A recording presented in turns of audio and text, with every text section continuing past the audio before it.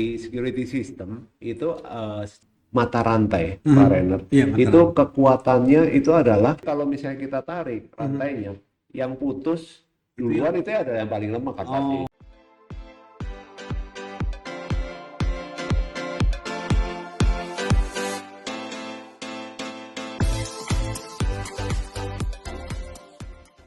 Sobat Tricode, jumpa lagi dalam podcast Tricode. Kali ini kita masih melanjutkan topik mengenai penggunaan teknologi dalam security dan kita masih mengundang narasumber yang sama yang luar biasa, yaitu Pak Andreas. Pak Andreas, selamat datang. Terima kasih Pak Renner, senang Ya, bisa di sini. ya, ya.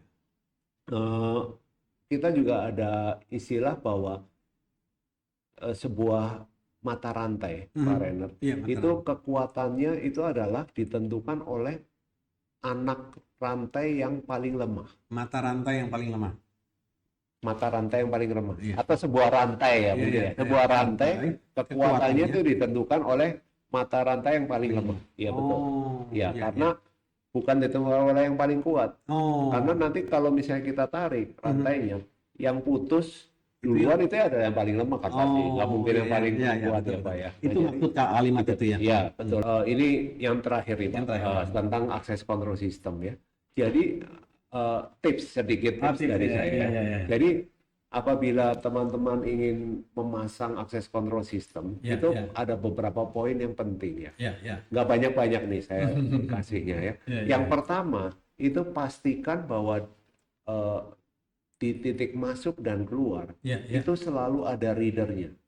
Oh. Selalu ada readernya. Baik di pada saat mau masuk, pada saat mau keluar itu readernya ada. Terutama Reader itu di- maksudnya alat pembaca kartu. untuk membaca kartu. Iya Kartu betul. akses, ya. Karena gini Pak Renner, saya pernah ngelihat ya, ada di satu fasilitas kantor ya, Iya, iya. yang memasang reader di titik masuk. Masuk. Kebetulan di keluarnya juga di pintu itu juga. Keluarnya adalah dengan push button. Oh. Nah, apa urusannya dengan itu? Nah, urusannya adalah begini. Pada saat keadaan darurat, Iya, iya. keadaan darurat itu akan sangat sulit atau impossible buat kita untuk mengetahui ada berapa orang di dalam kantor. Oh. Karena pada saat masuk dihitung, pada saat keluar dia bebas. Tinggal tekan tombol, kan Iya, berarti iya. nggak tahu yang keluar itu siapa. Siapa ya? Mungkin yang apa? Atau kadang-kadang ada juga yang terjadi ya. Ini kalaupun misalnya memasang reader di titik masuk dan keluar, yang nge-tap satu, yang keluar satu RT. Oh. Gitu. Nah, iya, iya, itu iya. juga namanya tailgating ya. Ya, Itu tailgating, tailgating. Itu juga kesalahan yang sebenarnya tidak boleh dilakukan. Tailgating tuh ngekor lah ya. Ngekor, betul. Ngekor orang gitu. Iya, iya itu kan sering terjadi ya Pak ya. Sering, Yang iya, nge-tap satu orang, yang keluar Ikat satu banyak. RT ya. Iya. Nah, oke. Lalu yang kedua adalah usahakan akses kontrolnya itu diintegrasikan dengan CCTV.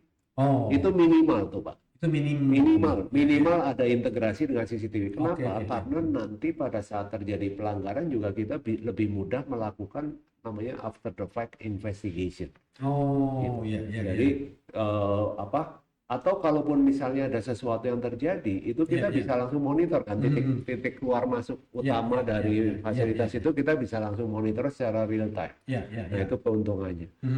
Terus yang ketiga, itu usahakan integrasikan akses kontrol dari satu lokasi dengan lokasi yang lain. Oh. Jadi kalau Anda memiliki organisasi yang besar, intinya adalah gunakan akses kontrol yang sama untuk seluruh lokasi dan integrasikan itu. Oh. Jangan pakai akses kontrol yang berbeda-beda. Oh, iya, iya, iya. Ya. Karena Apa? Nah, karena gini Pak, ini sering terjadi di Indonesia ya. Jadi ada organisasi-organisasi besar gitu ya di Indonesia yang menggunakan akses kontrol dengan merek yang berbeda atau tipe yang berbeda di tiap lokasinya. Iya, iya, Nah, ini konsekuensinya sangat serius. Ya. Berikut, Pak Andreas memberikan kepada kita tips yang sangat berharga mengenai akses kontrol. Ada 3.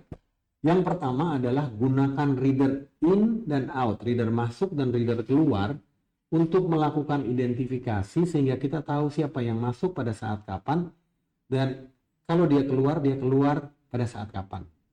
Yang kedua adalah usahakan untuk mengintegrasikan akses kontrol dengan CCTV sehingga kalau terjadi insiden maka ada bukti visual yang dapat digunakan juga untuk melakukan investigasi.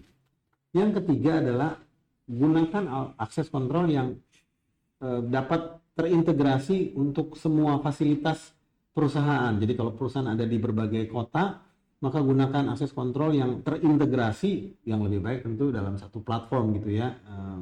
Idealnya kadang-kadang orang bilang merek yang sama lah kalau bisa gitu ya. Merek yang sama, sehingga kita menggunakan merek yang sama itu biasanya ya secara umum memiliki bisnis case yang sangat kuat, Pak Renner. Oke. Misalnya ya, kalau Bapak negosiasi dengan merek yang sama, itu otomatis kan kita bicara volume yang lebih besar. Nah, jadi kalau kita negosiasi dengan volume yang besar, otomatis kita bisa mendapatkan price treatment yang lebih baik, alias harganya lebih murah. Simpelnya gitu ya. Ya, jadi ada macam-macam keuntungan Sobat Recruit pada saat kita memiliki satu merek yang sama untuk sistem akses kontrol, karena kembali dikatakan oleh Pak Andreas bahwa akses kontrol is the main security business. Jadi kita dapat keuntungan dari sisi ekonomis, kita dapat keuntungan dari sisi teknis, artinya kalau soal maintenance gitu ya, tenaga yang ahlinya, ya kita ngomong dengan orang-orang yang sama gitu kan ya. Enggak yang merek ini yang ahli sih A, yang merek ini ahlinya B, kita panggil orang yang berbeda. Belum tentu masih ada company yang kan gitu ya. Belum tentu masih ada, dan nanti standarisasinya jadi nggak jelas. Jadi nggak jelas ya. Kalau misalnya kita udah gunakan satu sistem, biasanya karena udah standar ya, karyawan-karyawan kita itu bisa dengan mudah dipindahkan dari satu tempat ke tempat yang lain tanpa perlu training ulang.